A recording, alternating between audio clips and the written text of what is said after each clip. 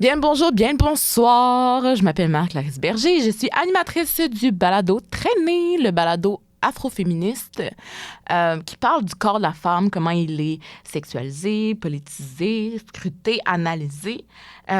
Puis, tout au long de la saison, je vais m'intéresser à différentes formes de stratisation du corps de la femme. Et en passant, là, message d'intérêt général, si vous êtes une femme, une personne non-binaire, une personne trans qui vivez des enjeux au niveau de l'apparence corporelle, du poids, de votre grandeur, de la pilosité, de le fait de vieillir, de la grossesse, de l'avortement, de la stérilisation forcée, de je sais pas trop quel sujet autre qu'il peut avoir, mais vous voyez où je m'en vais. Je vous invite à m'écrire au Marie-Clarisse, pas de trait d'union, pas d'accent rien, le chiffre 1 à commercial@hotmail.com. Ou sur les réseaux, mais je trouve ça un peu whack, les gens qui m'écrivent sur les réseaux. Genre, comme, quand je les connais pas, on dirait que je suis juste comme est-ce que c'est un scammer? Est-ce que c'est un bot? Est-ce que... Bref. Anyways, mais je vous invite à m'écrire parce que j'aimerais ça avoir des voix différentes, des voix aussi qu'on n'entend pas beaucoup dans l'espace public. Parce que, on a un peu fait le tour, là, tu sais, des femmes blanches là, qui parlent de leur nouvelle crème contre les rides. Anyways, je pense qu'on est dû pour des nouvelles conversations, des conversations plus rafraîchissantes, puis des conversations qui vont aussi plus loin, parce que les podcasts, il y en a beaucoup qui c'est du parler pour parler, mais dans mon balado, j'aimerais ça aller plus loin que juste parler pour parler. Je veux vraiment comprendre des sujets, je veux les creuser en profondeur, mais je fais ça aussi de façon bénévole. Donc, si jamais il y a un riche sugar daddy qui nous écoute, votre aide serait appréciée. Aujourd'hui, on se plonge dans une conversation qui est essentielle avec l'incroyable Florence Ashley, professeure en droit à l'Université de l'Alberta et qui est une personne trans qui a écrit sur le sujet trans en droit québécois. Et on va en parler dans l'épisode. Vous allez voir à quel point elle est fascinante, intéressante, intelligente, pertinente et tous les qualificatifs qui finissent en « ante » positif. Florence est absolument incroyable. J'étais un peu fan, là, honnêtement. Puis elle a été aussi clerk à la Cour suprême du Canada. Rien de moins. C'est quelqu'un qui nous amène ailleurs dans notre réflexion. Et je sais que c'est quand même un épisode qui est très, très dense. Là. Je vous l'accorde, là, on était loin de notre yapage au premier épisode là, sur Bonnie Blue, puis genre, et si les hommes. Fait que, honnêtement, j'espère que cette discussion-là va vous amener plus loin, va vous permettre de réfléchir, va vous permettre aussi de vous poser des questions. Puis je tiens aussi à remercier ma professeure en fait, professeur Jean Bouchard, qui, je crois, écoute le balado, je sais pas. En tout cas, elle a écouté le premier épisode. Shout out, professeur Jean Bouchard. Parce que c'est grâce à elle que j'ai connu Florence Ashley, puis que j'ai connu le texte, en fait, de Florence Ashley sur lequel je me suis basée pour écrire les questions aujourd'hui. Fait qu'aujourd'hui, c'est vraiment une discussion qui nous oblige à réfléchir à des questions qu'on croit parfois réglées, mais qui, en réalité, structurent profondément nos vies. Donc, le genre, sa reconnaissance, sa lisibilité, puis les manières dont il s'inscrit ou se heurte dans nos institutions judiciaires et politiques. Donc, j'espère que cet épisode va vous plaire autant qu'à moi, la gang, parce que j'ai eu un plaisir fou à écouter Florence. Je vous avoue que par moments, j'étais comme « Oh my God ». Je me sens comme overwhelmed par toutes les informations qu'elle dit, mais si vous prenez le temps de bien l'écouter, sans faire, mettons, la vaisselle ou conduire en même temps, vous allez vraiment embarquer, je pense, dans ces explications. Puis j'espère que vous allez triper, puis que ça va vous faire cogiter. Bon, je pense que je me répète un peu, là, mais vous avez compris un peu l'essence, là, parce qu'on dirait que j'ai peur que les gens trouvent que soit c'est trop comme yapage, le balado, ou soit c'est trop comme on essaie de faire comme si on était à la découverte, puis que ça aille un peu trop loin, puis que ça soit pas nécessaire. Mais en tout cas, je me cherche encore dans tout ça, là, puis je me cherche encore aussi dans comment je fais mes intros, parce que je pense qu'on a trouvé juste vraiment trop longue. OK, sur ce, je vous laisse. Bonne écoute. Bisous. Wow, j'adore. OK, bien, pour commencer, Florence, je vais te poser une petite question brise-glace. dans ton sac à dos ou ton sac à main, c'est quoi les 3 éléments essentiels qu'on peut retrouver qui sont indispensables pour toi? Baume à lèvres, Mhm. menthe Mhm. pour la laine. Qu'est-ce que j'ai d'autre qui est comme essentiel? Un scrunchie pour mes cheveux. Ah, OK, c'est bon. Parfait. Puis avant de commencer, je veux juste reconnaître qu'on est sur des territoires non cédés pour Sherbrooke. Et c'est le territoire des Abénaquis. Donc, avant toute chose, mon Dieu. Wow. Je reçois un appel en même temps. Je reçois jamais d'appel, j'en reçois un. Bon.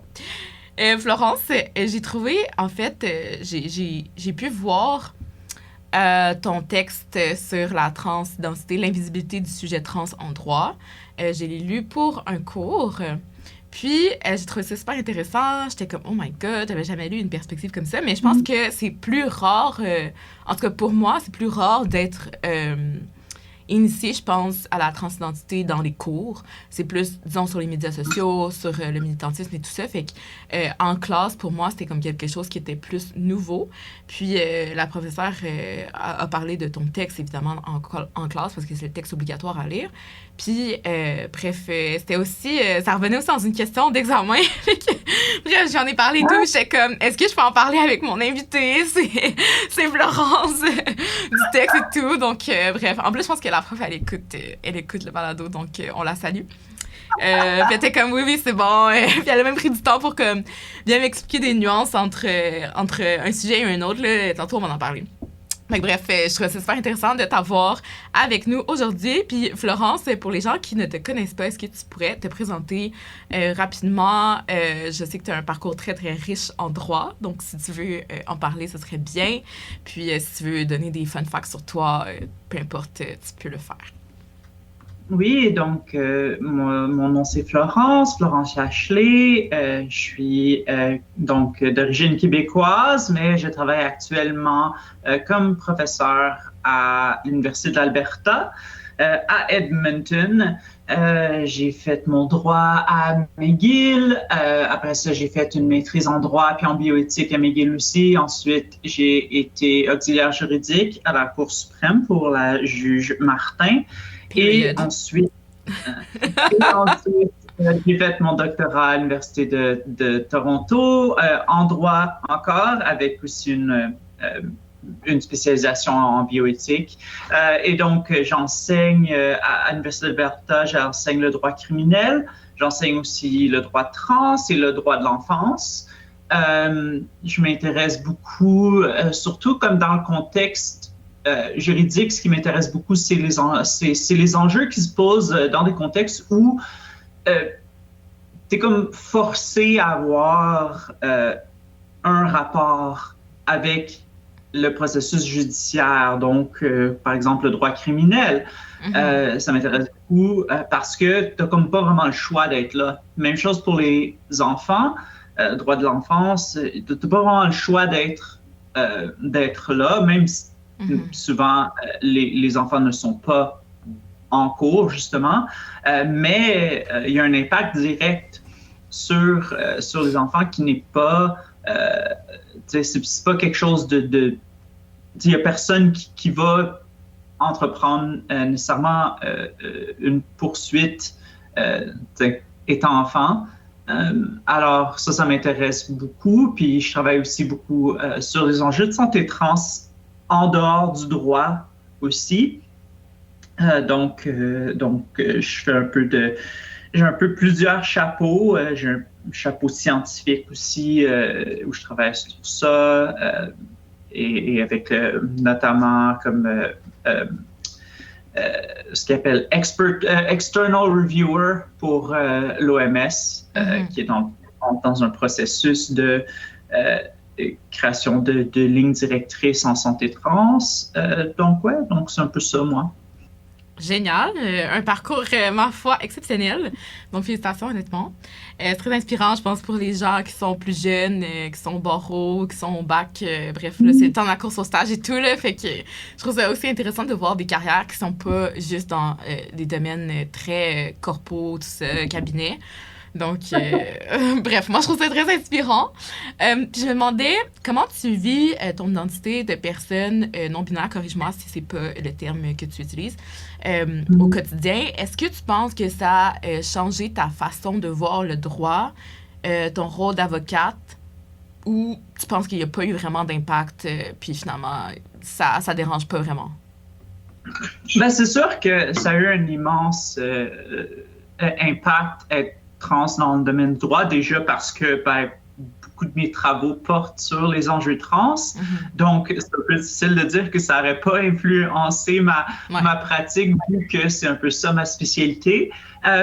Mais aussi le fait que je suis devenue professeure à la place d'être avocate, je pense que c'est un peu lié à ça parce que une des choses qui a vraiment changé mon parcours, c'était lorsque j'avais comme un peu commencé le processus de la course au stage, puis j'allais dans les cocktails des films, puis j'avais toujours un peu l'impression d'être comme un animal de foire, où je me faisais regarder de façon très particulière, puis puis l'impression c'était vraiment genre, ah oui, ils vont m'engager, mais pour que je sois sur les photos de diversité, puis après ça, je ne vais pas donner de mandat puis tout ça, parce qu'ils vont avoir peur que les clients n'aiment pas ça, avoir une personne trans, non.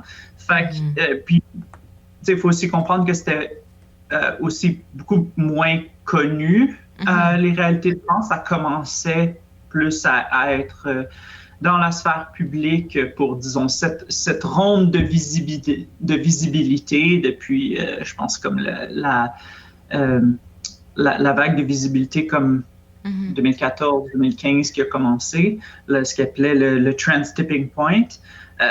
Donc oui, ça a vraiment eu un gros impact. Je pense que ça a aussi eu un impact à ce qu'on m'a dit. Comme des personnes qui s'opposent vraiment beaucoup à l'idée que j'ai une carrière d'universitaire, puis discrimination et autres choses comme ça. Je veux dire, c'est difficile à imaginer. Si j'avais été, mettons, un mec cis très conventionnel, je pense pas que ça aurait été la même chose. Donc, ouais, non, c'est sûr que ça a eu vraiment un gros impact sur mon parcours. Puis, je me demandais, tantôt, on se parlait avant l'émission un peu de politique, puis je suis un petit peu aussi la politique comme moi, donc on a vu dans les récentes semaines, les débats sur la place des personnes trans dans l'espace public font toujours... en fait, ils ressortent toujours. Puis, tu sais, on voit que les enjeux des personnes trans, puis aussi des personnes binaires, passent aussi par l'organisation concrète de l'espace public. Puis, je me demandais qu'est-ce que tu pensais de la question de l'interdiction des toilettes mixtes dans les toilettes québécoises. Est-ce que tu penses qu'il y a suffisamment d'espace non-genré dans les lieux publics au Québec aujourd'hui? Puis, c'est drôle parce qu'hier, je suis tombée sur une vidéo d'une femme qui parlait, tu sais, de la différence entre les toilettes publiques des femmes puis les toilettes publiques des hommes. Que les toilettes publiques des femmes sont toujours vraiment bondées, puis comme, peu importe, tu vas dans une salle de spectacle, tu vas n'importe où, il y a toujours une super longue file, tandis que les hommes, il n'y a jamais de file, genre les hommes attendent pas. Puis elle expliquait que c'était parce que l'espace était configuré de façon égale, dans le sens où t'as, mettons, je sais pas, 12, je dis n'importe quoi, là, je suis pas bonne en maths, mais mettons 12 pieds carrés pour une toilette de femme, puis que là, ils vont mettre 12 pieds carrés pour les hommes aussi. Mais les femmes vont utiliser les toilettes de façon différente. Donc, tu sais, les personnes qui ont leurs règles ou ne serait-ce que juste s'asseoir, ça prend plus de temps. Puis c'est souvent plus les femmes qui vont amener les enfants aussi à la salle de bain, les enfants qui sont jeunes. Fait que l'utilisation de l'espace des femmes dans la toilette est vraiment très différente de celui des hommes.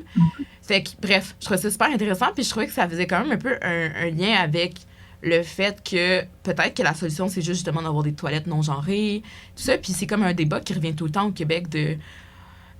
bon, est-ce que c'est dangereux, en guillemets, puis tout ça. Fait que bref, je me demandais c'était quoi un peu ton opinion là-dessus, sur cette question-là. Ouais, non, je veux dire, l'idée d'interdire les toilettes mixtes, c'est un peu on va dire c'est con, là.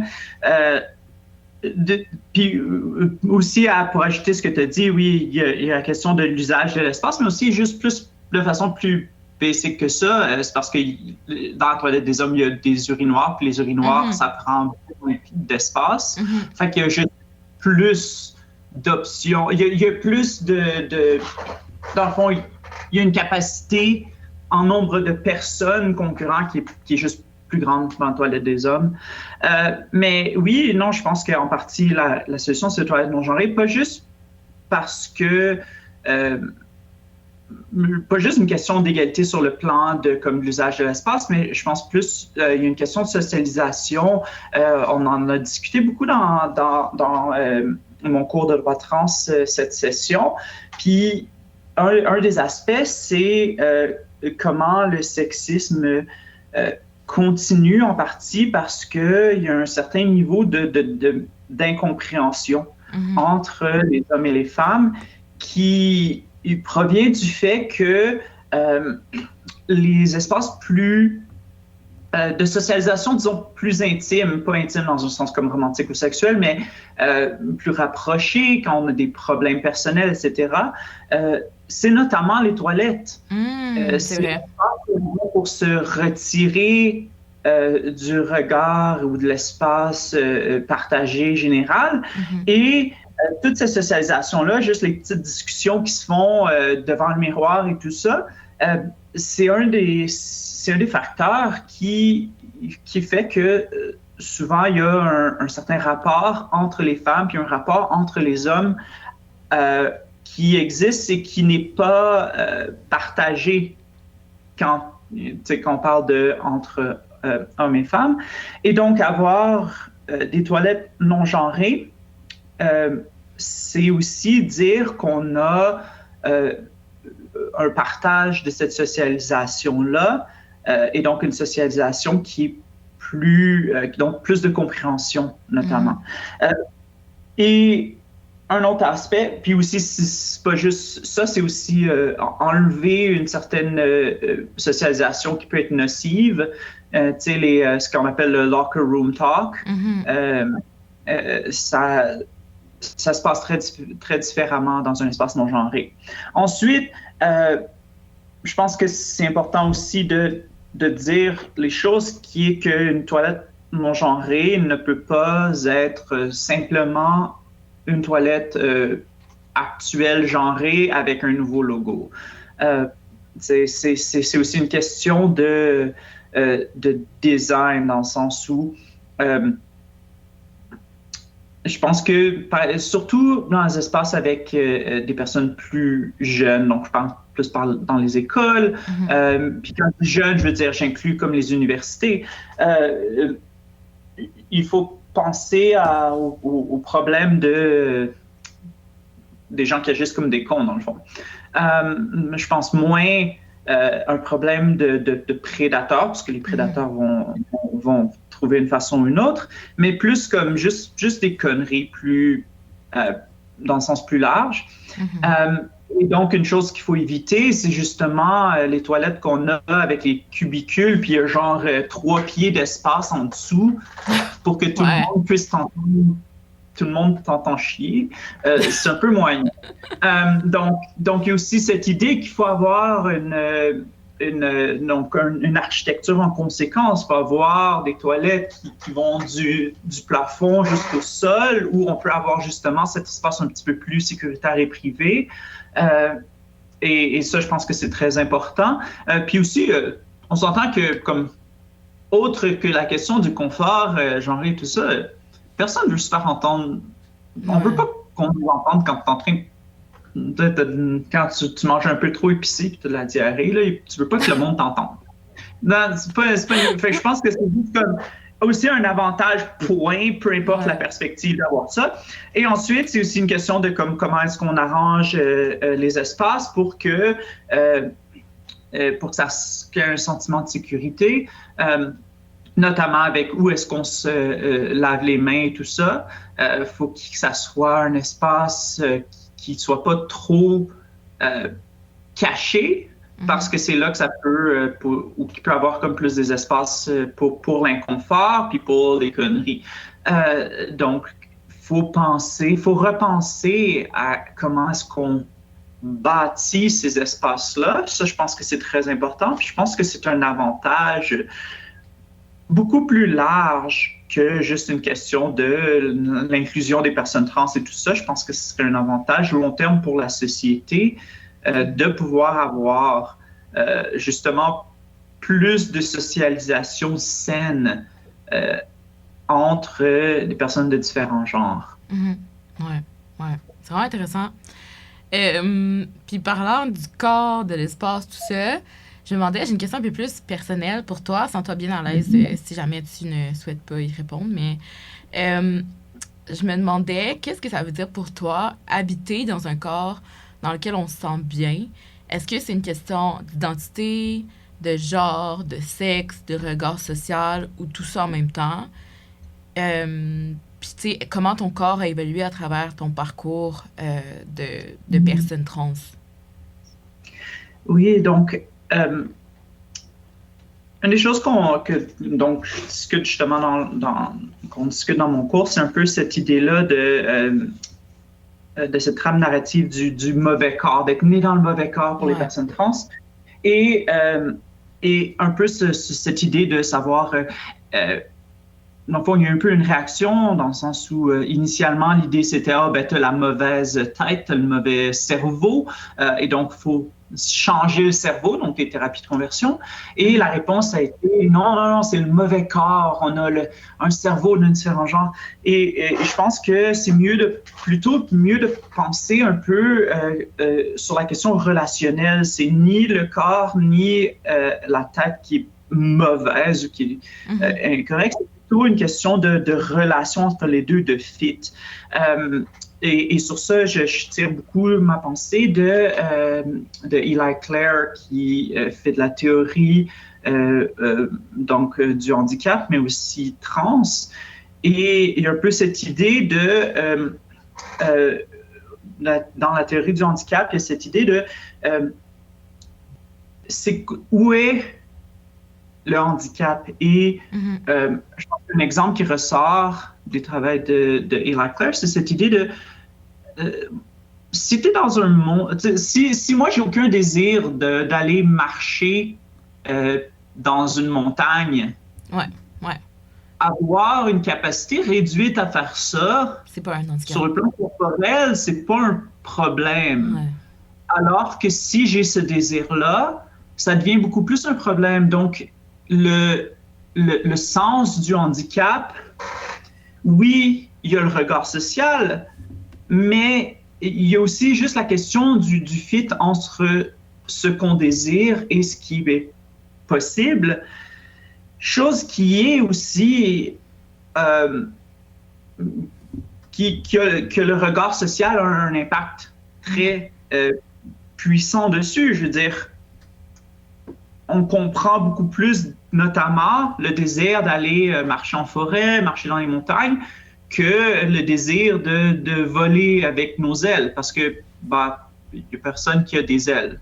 C'est comme quelque chose qui est généralement possible, et donc ce manque de possibilités-là fait que il y a très peu de gens qui ont ce désir intense-là ou auquel on est comme constamment confronté. Et donc, il y a le rapport au corps direct, mais il y a le rapport au corps à travers le regard social. Donc, je pense surtout dans le contexte de ma relation avec mon corps, relation qui est en soi peut-être partiellement comme asocial, dans le sens où c'est pas juste une question de regard ou de pression sociale, mais on peut pas non plus évacuer la question du regard social de ça. Il y a certaines choses que je ferais, il y aurait des changements, des modifications que je ferais, par exemple, à mon corps, je sais pas, des tatous, peu importe le regard social, je veux dire, pas grand monde qui voit mes tatous. En fait, bon, il y en a qui sont plus visibles que d'autres, mais tu sais, mais ceux qui sont pas nécessairement visibles, il y en a même un, j'en ai un dans le dos, il y a personne qui il y a personne d'autre qui le voit, mais même moi, je le vois pas. Et pourtant, je veux dire, je suis heureuse de l'avoir.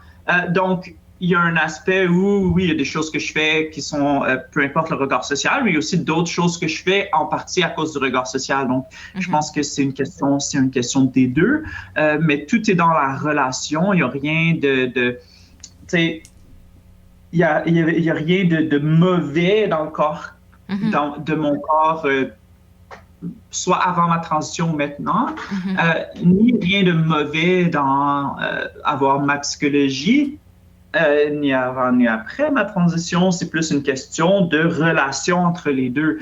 Donc, habiller un corps dans lequel on se sent bien, c'est vraiment cette question de fit et cette question de confort dans cette relation. Donc, c'est vraiment, je le vois vraiment comme une relation, comme on peut avoir une relation avec quelqu'un, avec une autre personne ou avec un chat ou avec une œuvre d'art. Tout est dans la relation. Ouais. C'est vraiment beau, c'est poétique. J'aime ça. Je me demandais aussi, Florence, tu sais, on est dans une société où il faut un peu performer, je pense, la beauté, les standards, tout ça. Puis on dirait que, personnellement, je sens de plus en plus en vieillissant. Je dis ça comme si j'avais comme 75 ans, mais bon, j'en ai 26, là, mais on dirait que je ressens de plus en plus cette pression-là de comme performer la féminité, puis de répondre à des standards de beauté, puis de correspondre à un certain moule. Puis je me demandais si, en tant que personne trans, tu sentais aussi cette pression-là de un peu performer ta féminité pour un peu légitimer ton existence trans ou légitimer aux yeux des autres que t'es vraiment, que t'es une femme, que tu te définis comme femme. Est-ce que c'est quelque chose que tu ressens maintenant ou que tu ressentais avant? Je le ressens beaucoup moins maintenant, je pense en partie parce que ça fait suffisamment longtemps que j'ai transitionné qu'honnêtement, genre, je m'en fous un peu rendu là. Donc, je pense que la pression baisse beaucoup après un certain temps ayant transitionné. Puis, je pense qu'il y a aussi un aspect duquel on parle très peu, et c'est un peu la permanence subtile de la transition. Ce que je veux dire, avec l'estrogène, ça a un impact sur comment mon corps est, mais ça a aussi un impact parce que quand on vieillit, il y a certaines choses qui deviennent permanentes, comme par exemple les rides, etc. Et ces patterns-là, de ce qui est permanent, de ce qui vieillit, c'est influencé par les hormones. Et donc, plus je vieillis, plus il y a certains changements qui se font, qui deviennent un peu comme permanents de cette façon-là. Et je pense que ça aide un peu à la légibilité du genre. Mais aussi l'aspect qu'un année, ça fait tellement longtemps qu'un année, genre, je suis rendu comme, OK, je m'en fous, là. J'ai plus la capacité émotionnelle et mentale de penser à ça. Mais il y a aussi l'aspect de vieillir. Je pense, moi, c'est vraiment le contraire parce que une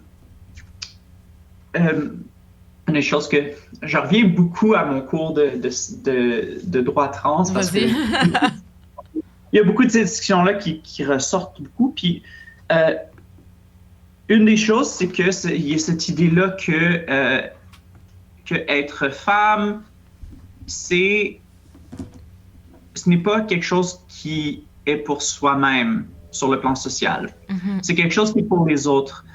Donc, être femme, c'est vraiment une question de disponibilité sexuelle et romantique, de disponibilité reproductrice. Et donc, ce que ça veut dire, c'est aussi que plus on vieillit, moins, à un certain point, ces standards de beauté-là deviennent de moins en moins pertinents parce que l'âge en tant que tel nous exclut du genre, de la féminité. Et donc, au contraire, je pense que avec l'âge, je me sens de moins en moins obligé ou de moins en moins de pression de rentrer dans un moule de féminité parce que de toute façon, je deviens trop vieille pour être vraiment dans l'idéal romantique et sexuel de la féminité de toute façon. Donc ces normes-là deviennent de moins en moins intenses sur le plan, je pense, comme de l'apparence. C'est sûr qu'il y a toujours des tendances et des tentatives de ne pas vieillir. Mais en même temps, étant prof, moi, j'ai au contraire un peu l'envie de vieillir parce que ça veut aussi dire m'exclure de même de la pensée d'une communauté romantique dans laquelle je serais inclus avec le corps étudiant, parce que une des affaires qui est vraiment étrange à enseigner le droit, c'est le fait que genre t'as toujours comme du monde dans tes cours qui sont j'ai des personnes dans mes cours qui sont plus vieilles que moi. C'est vraiment un sentiment très étrange versus quand tu as des petits kids, ce que j'appelle les petits kids, donc des personnes de genre 21 ans, des petits kids de 21 ans dans les cours, la différence d'âge est telle que c'est un rapport automatiquement plus confortable pour moi parce que j'ai du contrôle à savoir si moi j'ai des rapports ou des idées romantiques ou sexuelles envers mes étudiants. Je peux éviter ça pour moi-même, mais j'ai aucun contrôle sur comment est-ce que les étudiants et les étudiantes me perçoivent. Mais plus je vieillis, plus en fait, de moins en moins, c'est quelque chose de moins en moins présent comme possibilité à cause justement de cette de la valeur et des normes de beauté. Les hommes, quand ils vieillissent, ça va pas nécessairement être contraire à leur désirabilité. Ouais, George Clooney. Mais pour les femmes, les personnes comme moi, comme transféminines, pas nécessairement femmes, mais comme, disons, en position adjacente, ça... Dans le fond, je m'exclus, puis je deviens... c'est quoi? Une good old hag. Ouais, c'est Old Cat Lady. Ouais, un peu Old Cat Lady ou la vieille sorcière. Mon père, il dit c'est une vieille fille. Puis je suis comme, il n'y a pas d'équivalent pour les gars. Puis il dit non, là, genre, il peut avoir des vieux garçons. Je suis comme, ok, c'est bon.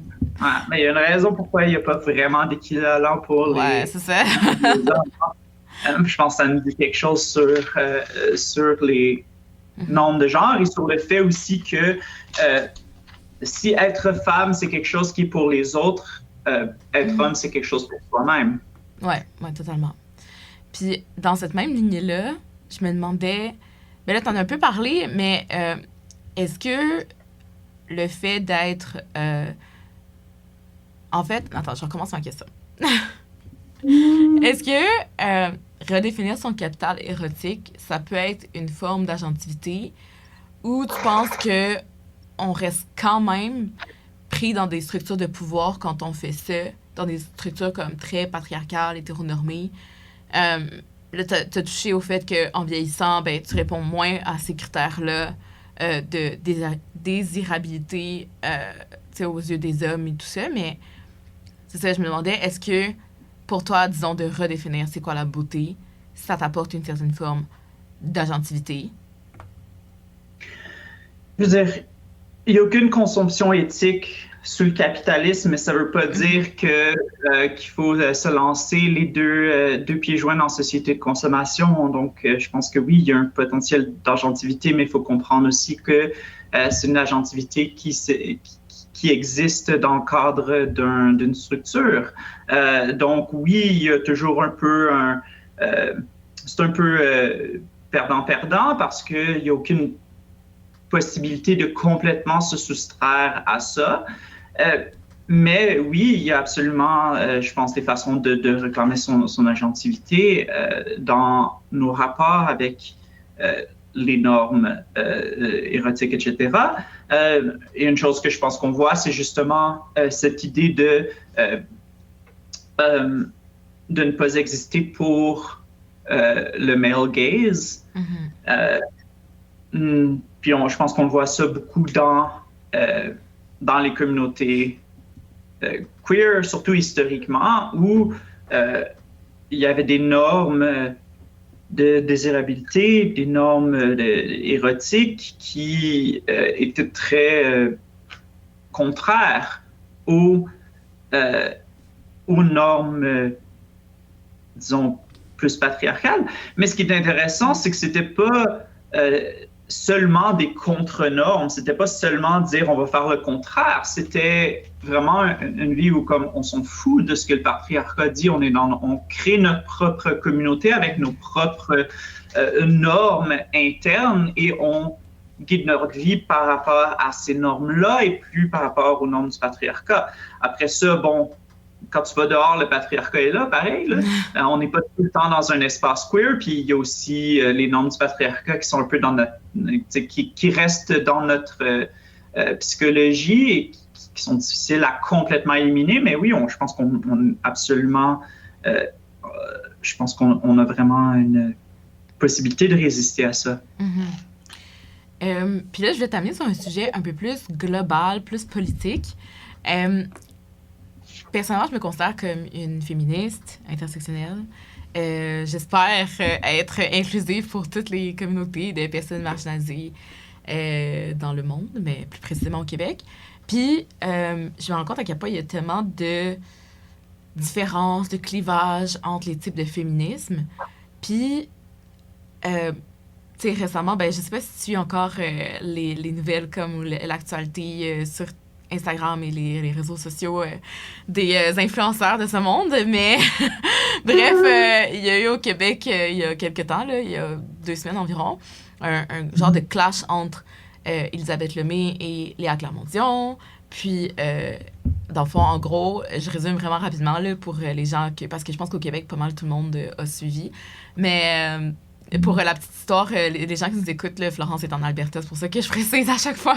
Mais fait que je sais que quand on est dans un autre pays ou une autre province, genre on décoche un petit peu, là. Fait que personnellement, quand j'étais à Barcelone, j'ai un peu décroché du Québec.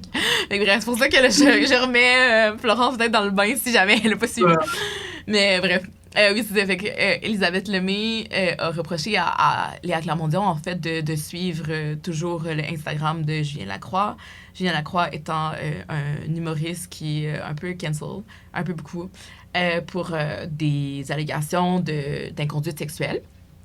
Puis bref, là, il y a vraiment eu comme 2 gros camps, on dirait que se sont divisés de « Ah ben là, il n'y a pas de sororité nécessairement genre, qui doit s'imposer à nous pour ne pas critiquer une autre femme dans le féminisme. » Puis il y a d'autres femmes qui sont comme « Eh ben là, on appelle à la bienveillance, la gauche, ça va trop loin et tout ça. » Puis je vois des fois un peu ce même type de discours qui est transposé à d'autres communautés, dont la communauté trans, ou quand on arrive avec des féministes qui sont un peu plus libérales, très dans pro-choix pour tout, qui vont pas nécessairement voir certaines couches d'oppression comme le racisme, comme justement la transphobie, l'islamophobie, des choses comme ça. Fait que je me demandais, à l'intérieur même des mouvements féministes au Québec, j'allais dire féministes au Québec, comment tu penses qu'on peut renforcer la solidarité dans les luttes trans au Québec? Puis est-ce que tu penses qu'il y a des tensions dont on ne parle pas assez qui mériteraient d'être adressées pour resolidifier les luttes? Ouais, donc je pense que avec l'âge, je suis comme, OK, genre, honnêtement, je m'en fous tellement de qui suit qui sur Instagram, là. genre, je vais tellement peu sur mon Instagram que, genre, il y a probablement des personnes problématiques que je suis simplement parce que, genre, j'ai juste fuck all remarqué que je les suivais. Donc, je pense qu'il y a je pense qu'on est un peu trop de terminologie online par rapport à ce que ça veut dire être sur les médias sociaux, là. On dirait que les gens sont comme, on dirait qu'il y a une impression que comme exister sur les médias sociaux, ça veut dire comme être constamment, comme chaque chose qu'on dit et qu'on fait, c'est comme un grand mouvement qui exprime le cœur de notre être. Puis je dis pas que faut pas critiquer, comme au contraire. Je pense que justement, ces débats-là, ces critiques-là sont importants pas parce que il y a, je m'en fous qu'est-ce que telle ou telle personne a fait sur Instagram, mais la critique, puis les débats, puis les conversations autour de telle ou telle personne a suivi telle ou telle personne sur Instagram, ça, je pense que c'est important. Donc, je pense qu'il faut avoir ces conversations-là, incluant ces critiques-là, mais il faut aussi comme un peu se rappeler qu'on se calme, c'est un débat Instagram, on n'a pas besoin de s'entretuer. Puis on peut avoir ces conversations-là pour la valeur de la conversation en tant que telle, sans penser que la position que chaque personne a sur ce débat-là, c'est vraiment, ça nous définit sur le plan éthique et, je veux dire, je pense qu'il y a un peu cet enjeu de proximité-là. C'est un peu, tu sais, qui aime. Il n'y a personne qui haït les gauchistes plus que des autres gauchistes. C'est vrai. Puis, une des choses là-dedans, c'est une question de proximité. Et puis, quand tu as cette proximité-là, quand tu as ces débats-là de façon beaucoup plus directe et de façon où on a un peu un vocabulaire partagé, c'est beaucoup plus facile de faire des clivages puis d'avoir ces discussions-là. Alors que, tu sais, s'il y a une personne comme super conservatrice qui rentre dans des, puis qu'il y a un débat, mais comme oui, mais il n'y a personne à convaincre, là, c'est pas, on se touche, on a tellement une vision du monde incompatible qu'on peut même pas avoir cette conversation-là. Et donc, ça mène un peu à une situation où je pense qu'on se cancel plus entre la gauche que les personnes de gauche versus les personnes de droite. Puis je pense que c'est un impact sur nos mouvements. Je pense que c'est aussi un peu naturel. Je veux dire, on met l'accent sur ce qui est plus proche de nous, sur les personnes avec qui on est en communauté, parce qu'on ne peut pas tenir responsable puis tenir accountable des personnes avec qui on n'est pas en communauté. Je t'interromps 30 secondes, excuse. Je t'interromps 30 secondes parce que ça me fait penser à quelque chose, puis on dirait que j'avais un collègue récemment qui me disait, tu sais, Trump, il y a des supporters, peu importe qu'ils soient comme latinos, noirs, nanana. Puis il me disait, tu sais, il y a aussi un groupe genre Gays for Trump, mais genre Trump en a rien à chier des gays, genre. Comme au pire, tu sais, il les haït. Fait qu'il était comme, tu sais, la droite, je trouve qu'elle se entremange pas, mais je pense que c'est aussi parce qu'ils n'ont pas nécessairement cette lecture-là, puis ce désir de comme respectabilité, puis de faire du virtue signaling, puis tout ça. J'ai l'impression que la droite est vraiment plus en mode comme, OK, on a des intérêts communs, c'est l'économie, c'est protéger, je sais pas, nos terres, notre famille, puis genre, se battre pour notre pays, that's it, genre. Fait comme, on dirait que le reste, que ce soit du bon, du mauvais, du clivant, pas clivant, que ton président a été accusé d'agression sexuelle ou non, comme tout ça, c'est vraiment secondaire, tandis que je trouve que la gauche a des valeurs souvent beaucoup plus incarnées, mais qui servent aussi, après ça, à comme se placer en position morale par rapport aux autres, tandis que la droite, il y a beaucoup de critiques à faire sur la droite, mais la seule affaire que je peux leur donner, c'est que j'ai l'impression que eux, peu importe leurs valeurs, puis tu sais, c'est vraiment d'un point de vue comme de l'extérieur, là, j'ai jamais été de droite, fait que peut-être que je dis ça, puis finalement c'est zéro ça, mais j'ai l'impression qu'ils se jugent moins pour leurs incohérences, qui sont normales puis naturelles, je pense, chez un être humain d'avoir certaines incohérences, à un certain niveau. Puis ils sont juste en mode comme, hey, on a un but commun, on va focusser tout le monde là-dessus. Au lieu de. Ouais. Tu sais, puis la droite est très organisée comparée à la gauche, je trouve, au Québec en tout cas. Fait je trouve que c'est aussi une des raisons de pourquoi la gauche s'entend pas, c'est que on est tout le temps en train de se dire « Ah non, mais il faudrait que tu fasses ci, il faudrait que tu fasses ça. Non, t'es pas assez ci, t'es pas assez ça. » Puis pendant ce temps-là, on n'est pas en train de comme résister, on n'est pas en train de comme s'éduquer sur nos droits, on n'est pas... Ben, tu sais, là, je prêche pour ma paroisse, là, mais on n'est pas en train de, tu sais, comme... Je pense vraiment repenser comment on en est arrivé là, puis essayer de trouver des nouvelles avenues, alors que la droite fait juste foncer sans plan, puis comme elle fonce dans le tas, tu sais. Puis c'est quelque chose que je trouve à quelque part un peu louable de la droite, de comme se poser moins de questions. Non, mais je sais que c'est bizarre à dire, mais des fois, comme je trouve que je me pose beaucoup de questions, je réfléchis beaucoup, puis tout. Puis je trouve que la gauche, c'est vraiment une particularité qu'on a, tu sais, puis je m'identifie comme quelqu'un de gauche.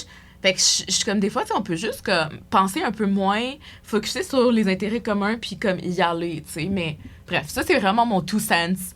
Mais je te laisse poursuivre sur c'est ma petite minute politique, là. Mais je te laisse poursuivre. Ouais. Oui, donc, l'affaire, c'est que je pense que la raison pourquoi la droite est comme ça, c'est que pour la droite, la politique, c'est pas un conflit de valeurs, c'est un conflit d'intérêts. Mm-hmm. Et donc, les questions d'intégrité, de principe de vérité, ça devient très secondaire parce que c'est pas un problème d'être hypocrite si ça avance nos intérêts parce que, encore là, c'est pas une question de valeur. Donc, quand il y a comme, les démocrates font telle ou telle chose, c'est mauvais, sont hypocrites. Ouais, mais la droite, elle s'en fout, là. C'est pas parce que la personne est hypocrite, c'est parce que c'est eux qui le font.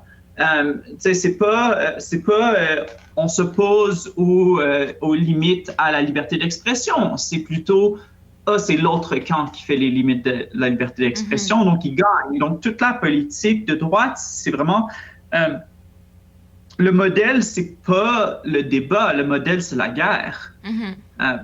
Et donc, c'est une question de gagner, et gagner, ça se fait en étant stratégique et en s'alignant sur la question des intérêts, pas sur la question des valeurs. Et donc, c'est très facile de conduire une guerre lorsque ce qui importe, c'est les intérêts, pas les valeurs. La personne qui a des valeurs est toujours désavantagée par rapport à la personne qui a un intérêt. C'est un peu l'idée que Socrate propose des rhétoriciens, c'est que, dans le fond, ils s'en foutent de la réponse, ils s'en foutent de la vérité. Tout ce qui les intéresse, c'est qui va gagner le débat. Je dis pas que c'est très... je dis pas que historiquement, c'est tenable comme perspective, mais je pense que c'est un peu cette idée-là. Donc, oui, c'est sûr que c'est bien de voir cette solidarité-là à travers la droite, mais il faut comprendre aussi le pourquoi c'est comme ça, puis pourquoi aussi ça serait malheureusement jamais possible vers la gauche, parce que pour la gauche, tout est une question de valeur, pas une question seulement d'intérêt. Parce que pour la gauche, entre autres, tous les intérêts de toute personne sont tout aussi valides. Ouais. Et donc, cette idée-là de s'organiser simplement par une priorisation des intérêts, c'est impossible. Ensuite, pour revenir un peu à ta question de comment faire mieux pour les personnes trans, déjà dire quelque chose, ça serait bien. Je veux dire, il y a tellement de choses comme graves qui se passent envers les personnes trans, puis une des choses qu'on voit le plus, c'est surtout le silence. Puis je pense que les gens, entre autres, je pense que ça, c'est pas une bonne idée, non seulement parce que les personnes trans méritent la défense des autres, mais aussi parce que on dirait que les gens ne comprennent pas que les attaques envers les personnes trans, c'est des attaques contre eux aussi, parce que c'est pas juste comme les personnes trans sont différentes et donc on va les haïr puis on va les persécuter. Non, les personnes trans sont choisies pas parce qu'elles sont différentes, mais pourquoi elles sont différentes. On est dans un monde qui veut donc la pousse vers la droite, c'est un désir aussi de recentrer la famille nucléaire dans le but de faire la promotion de la reproduction, surtout chez les personnes blanches, dans une perspective de maintenir la race pure. La race pure, mais en fait, plutôt, je dirais peut-être plutôt maintenir le contrôle démographique et économique. Oui. Surtout dans le contexte où de ces peurs, de ces dites peurs de perdre la culture québécoise ou de perdre la culture blanche aux États-Unis, cette idée du grand remplacement et tout ça. Et donc, il faut comprendre que ça, c'est aussi sexiste, c'est aussi raciste, c'est aussi antisémite. Toutes ces choses-là, ça va tout ensemble. Il y a une restructuration de l'économie globale, mais aussi du pouvoir global actuellement, puis on voit ça avec la Palestine, Gaza, mais aussi ce qui se passe dans la West Bank en ce moment. On le voit avec la guerre avec l'Iran. On le voit avec la guerre entre la Russie et l'Ukraine. On voit tout ce monde politique-là, c'est en changement. Et ça mène à des restructurations tant sur le plan national qu'international. Et qui perd là-dedans, mais c'est toujours les minorités. Puis les minorités, il y a une raison pourquoi tout le sentiment anti-immigration ressort tout le temps à peu près en même temps que les attaques contre l'avortement, les attaques contre les personnes trans, les attaques contre les communautés noires et autochtones. C'est pas un accident, c'est parce que ça va tout ensemble. Ultimement, c'est un peu mon pitch, tout revient au capitalisme racial. Et toutes les formes d'oppression dans leur forme actuelle, donc je dis pas que si on abolit le capitalisme, il n'y aura plus de sexisme, mais dans leur forme actuelle, toutes les formes d'oppression dérivent du capitalisme racial d'une forme ou une autre. Et donc, les attaques contre les personnes trans, c'est aussi une forme de renforcement du capitalisme racial. Bon, avec l'astérisque que le capitalisme se défend dans des moments de crise, le capitalisme se défend à travers le fascisme, alors que le fascisme n'est pas, je dirais, le fascisme n'est pas en soi nécessairement capitaliste. C'est plus, c'est un mouvement qui permet, je pense que c'est une sortie en dehors du capitalisme qui permet un retour au capitalisme renforcé à la suite. Et donc, avec l'astérisque que le capitalisme racial n'est pas toujours en faveur du maintien du capitalisme à court terme. C'est le maintien du capitalisme à long terme qui est vraiment plus en jeu. Mais si on comprend que les attaques sur les personnes trans, c'est des attaques sur les femmes, des attaques sur les communautés noires, les communautés autochtones, les immigrants, etc., je pense que ça amène à la solidarité. Puis aussi, ça combat un peu le burn-out parce que il y a tellement de choses qui se passent, il y a tellement d'appels à notre attention que c'est difficile de... On se sent un peu... on a l'impression que c'est notre faute, on n'est pas capable de tout faire, puis c'est notre faute, non, on se culpabilise. Je pense que si on comprend que c'est tout... Comment tout est lié, ça nous permet de redistribuer nos forces de façon peut-être un peu plus mieux pensée, disons.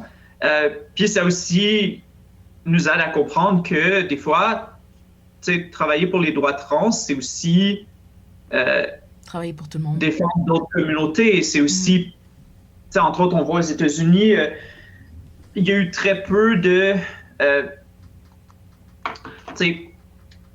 peu de solidarité avec les communautés trans, notamment avec tous les débats juridiques autour de la discrimination envers les personnes trans. Puis là, on voit que les mêmes tactiques qui ont été utilisées puis qui ont été raffiné sur les personnes trans se voit redirigé vers d'autres communautés.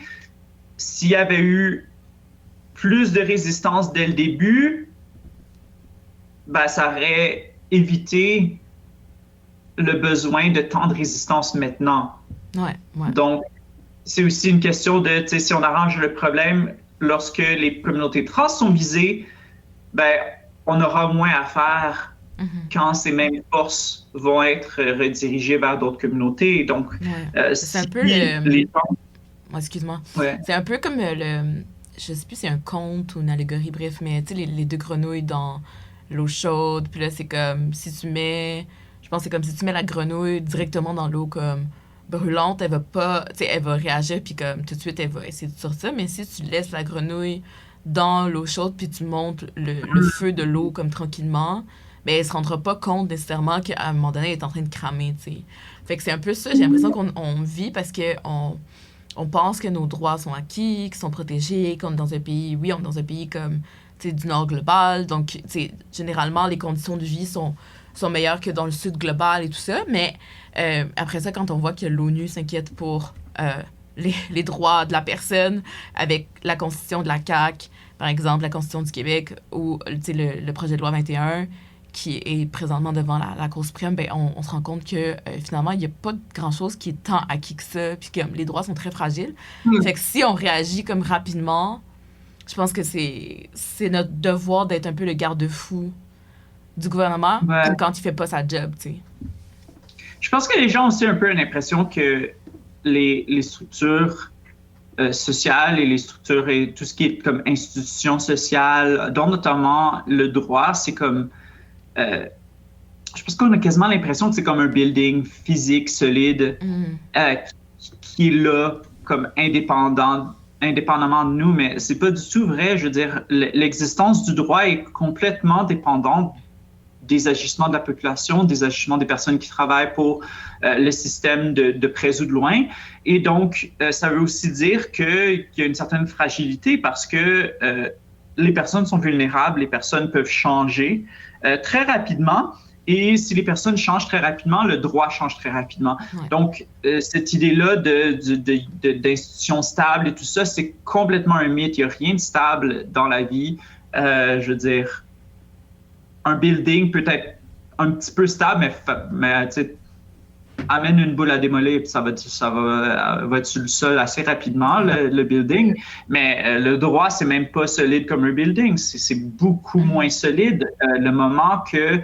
Et puis on le voit aux États-Unis, tu sais, le moment que le gouvernement... Tu sais, t'as juste besoin de comme une couple de personnes dans le gouvernement qui dit non, on s'en fout de ce que la Cour suprême dit ou de ce que telle ou telle cour dit, puis tout d'un coup, t'as une crise... et le droit peut tomber très rapidement. Donc, je pense on comprend mal le fait que le droit, c'est une construction sociale qui dépend de notre coopération continue. Ouais. Puis moi, je le vois aussi un peu comme le dernier rempart de la société, là, dans le sens où, comme, quand tu te rends à attaquer les droits de la personne, si comme ils sont transgressés constamment, ben tu perds, je pense, cette cohésion sociale-là, puis tu perds aussi une partie de ton intégrité, de ton agentivité, bref. On dirait que je vois comme le droit, autant qu'au début du bac, j'ai essayé d'étudier le droit, que maintenant, je vois vraiment plus l'utilité sociale, puis l'espèce d'analyse que tu peux avoir avec le droit. Bref. Mais ouais, on s'égare un peu du sujet, mais ma dernière question pour toi, on a un peu touché, mais... dans mon cours, justement, on parlait de transféminisme, puis aussi de féminisme radical. Puis, chez Christine Delphi, par exemple, qui est une féministe radicale, on retrouve l'idée que le genre, c'est un système de domination qu'il faudrait abolir, puis déconstruire comme les catégories, justement, genrées comme hommes et femmes. Puis, à l'inverse, il y a certaines perspectives qui sont transféministes qui montrent que ces catégories-là restent essentielles, notamment dans la reconnaissance juridique puis sociale. Puis, justement, dans ton texte que j'ai lu, là, l'invisibilisation du sujet trans en droit, tu parles de ce risque-là d'invisibilisation des communautés trans versus la survisibilisation quand ils sont dans le système juridique ou le système médical, par exemple.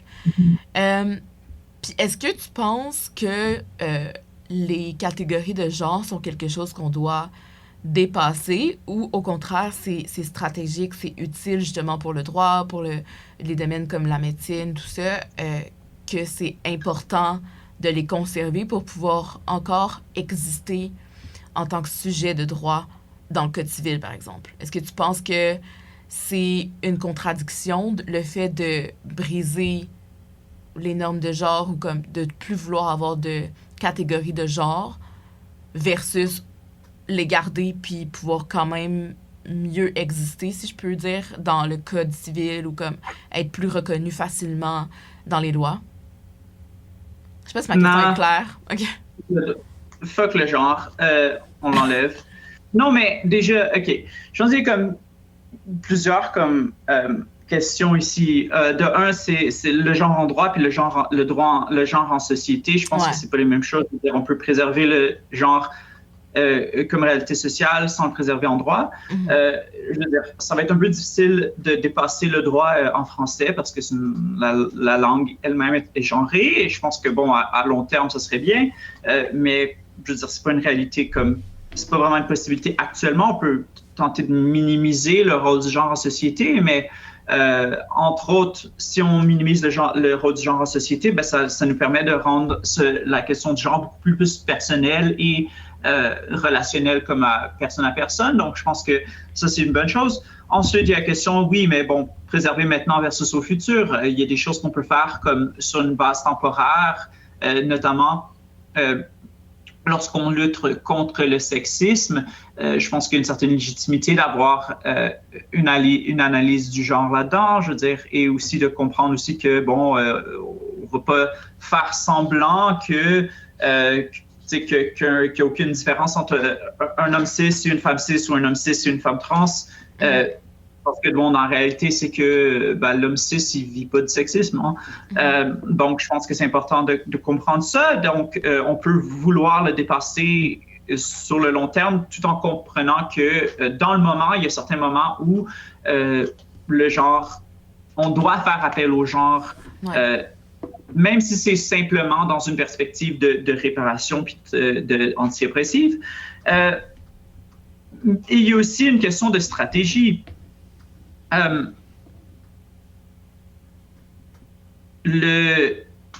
Cette idée de ne plus avoir de genre, il y a plusieurs façons de l'approcher. Une des façons, c'est de faire semblant que ça n'existe pas, le genre, jusqu'à ce que la catégorie disparaisse. Donc, penser au silence, le genre, jusqu'à éventuellement ça disparaîtra comme catégorie sociale. Mais il y a aussi une autre stratégie qui est de multiplier les catégories de genre jusqu'à ce qu'éventuellement le système devienne tellement individualisé et tellement personnel que le genre comme catégorie d'organisation sociale et de discipline sociale va disparaître, puis ça va le genre va être devenu un peu comme un style de même genre que être goth versus emo versus prep versus whatever. Donc, à long terme, il y a plusieurs stratégies pour dépasser les catégories de genre et on voit que justement une de ces stratégies-là inclut préserver le genre, mais le démultiplier jusqu'à ce que la tension interne et la contradiction interne fassent imploder le genre, peut-être pas le mot de la catégorie de genre, mais le rôle social, la fonction sociale du genre se voit forcé de disparaître parce que la contradiction interne devient trop intense et devient comme impossible à survivre. OK. Wow, c'est vraiment des bonnes pistes de réflexion, honnêtement. Là, c'était comme super académique, je trouve, comme épisode. Bref, le premier épisode, on était vraiment en mode Bunny Blue, puis on parlait d'un peu tout et n'importe quoi. Fait que là, je pense que ça donne quand même un vibe très différent pour les gens qui nous écoutent. Mais on va finir peut-être sur une petite question plus légère pour pouvoir garder les gens qui sont moins peut-être dans l'académique, comme on vous oublie pas. Florence, je demandais si tu avais un dernier repas à partager avec ton celebrity crush. Ça serait quel repas et avec qui? Dernier repas et celebrity crush. OK, dernier repas. Cipote. OK. Mais le cipote de ma grand-mère. OK. Puis, célébrité. Ouf. Je pense que tu me demandes ça à différents moments de ma journée. Je vais te donner différentes réponses. Mais en ce moment, je dirais Sandy Stone, qui est vraiment une pionnière des études trans, est tellement badass et inspirante. Puis on se connaît, on est amis, on prend des cafés parfois ensemble, mais on n'a jamais pu avoir un repas ensemble parce qu'elle vit en Californie. Et même elle a comme mi-80 ans, genre. Oh my God, OK. Puis elle vit encore une vie plus cool que moi encore aujourd'hui. Ça me donne la honte un peu. Mais ouais, donc ça serait Sandy Stone. OK. Mais les personnes âgées sont vraiment cool. Hein? Moi, j'adore les personnes âgées. C'est une passion. Non, mais moi, quand je vais avoir comme 85 ans, là, j'espère que je vais plus être cool. Là, j'espère que je vais pouvoir prendre, genre, relaxer comme merde. Genre, j'ai fait tellement de choses.